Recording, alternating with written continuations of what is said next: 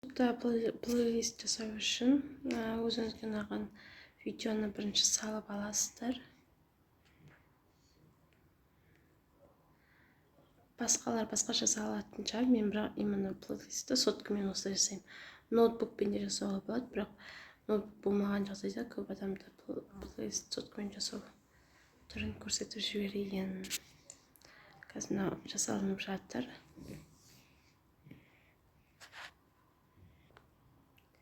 Мінекей жаңа видео салынып болды. Осы видеоның үстіне басқанда добавить плейлист деп шығады. Сол кезде мінекей шетінде новый плейлист деген бар. Соны басасыздар, названияға датаны жазсаңыздар болады. Мысалға бүгін нешесі бүгін?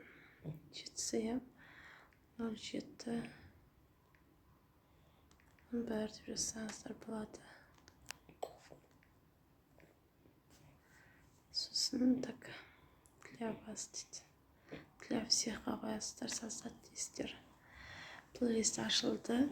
Енді осы плейлисттің артына ары қарай сіздерге ссылка жібереді. Мысалы, соны WhatsApp-тан қарап аласыздар.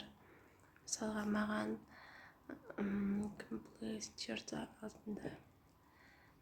Просто көрсетейін. Жіберген ссылкасымен кіресіздер. Кірген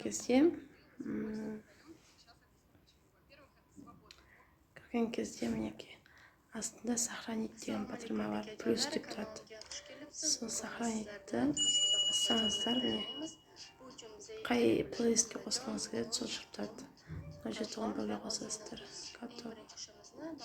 Қосылды. Енді дәл осылай қосып шығасыздар барлық плейлистті.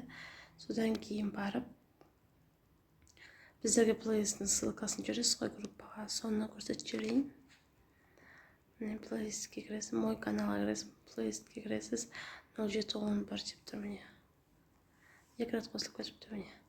Плюс деген бассаңыздар да болады сол. Өзіңізге керек плейлисттің қасында 3 нүкте тұр, сол нүктені бассаңыздар, поделиться деген бөлім тұр, соны басасыздар.